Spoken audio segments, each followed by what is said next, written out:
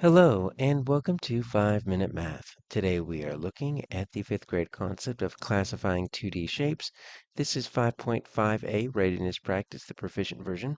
If you're interested in exploring the 5.5a Readiness Practice for the intermediate or advanced versions, or the Readiness Practice resource along with any other standard, you can find those by using the link in the video description.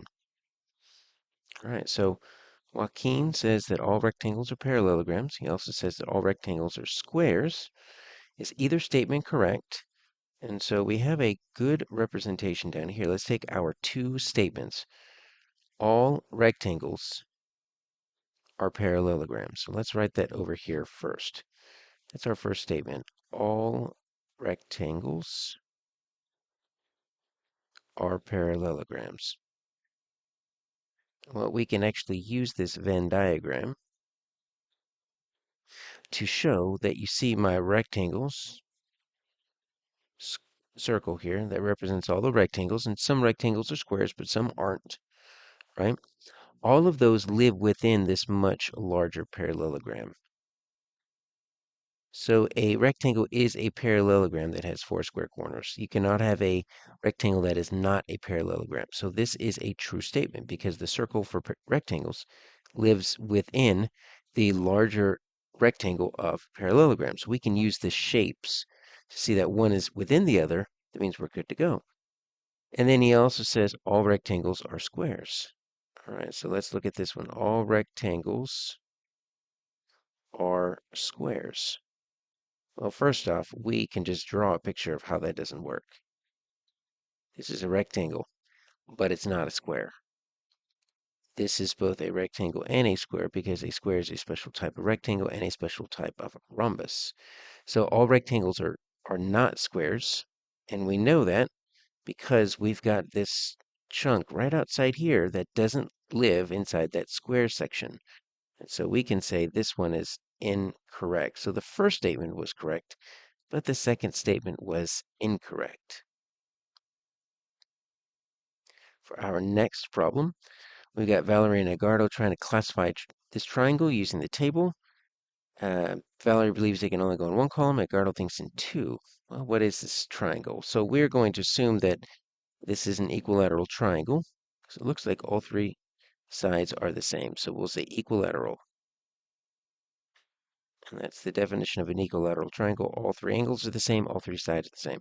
So this definitely goes in this one right here. Okay, that's what Valerie thinks. It only goes in one. But what are the definitions for scalene and isosceles? Well, we can say for scalene has no congruent sides. All right, so we're going to say that is a no. I already said this is a yes. What about an isosceles triangle? Well, it has at least two congruent sides.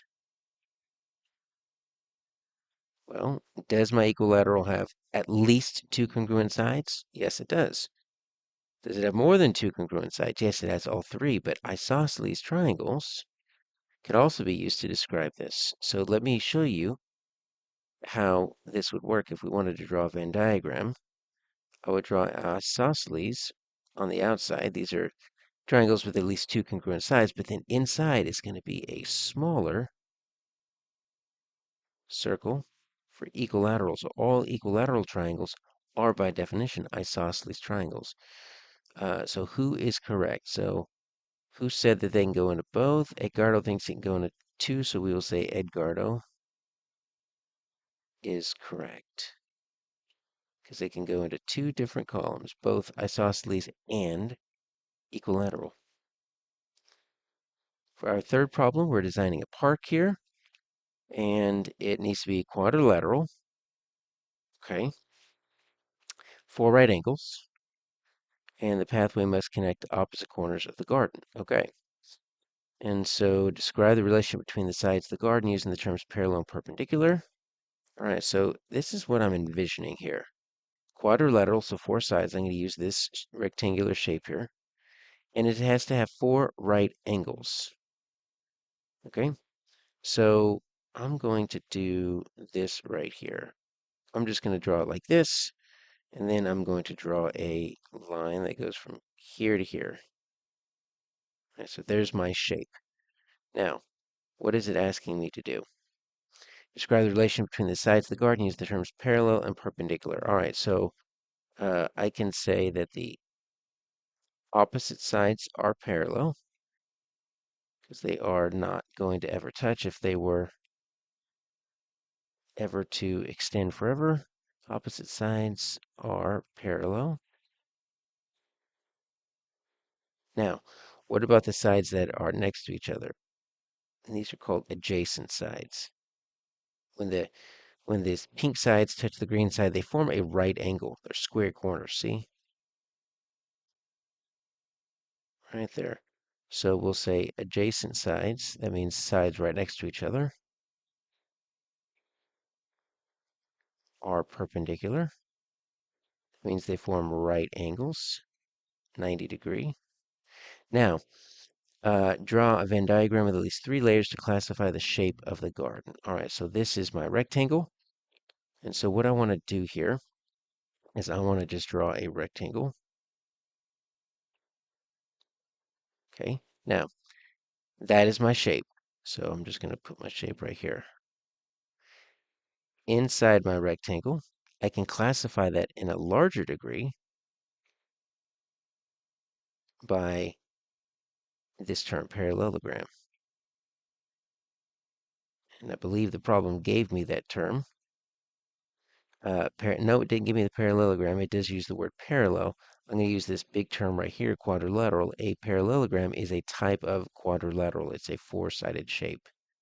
So it's impossible to be a parallelogram without also being a quadrilateral. And if you wanted to, you can even draw a bigger circle showing polygon. That would work as well. Now, you could have drawn a square. If you drew a square and you did all this, I'm going to put that right here. I'll say squares also work. In case you drew a square, you also could get this correct. If you're interested in exploring the 5.5a Readiness Practice resource for the intermediate or advanced version, or the Readiness Practice resource along with any other standard, you can find those by using the link in the video description.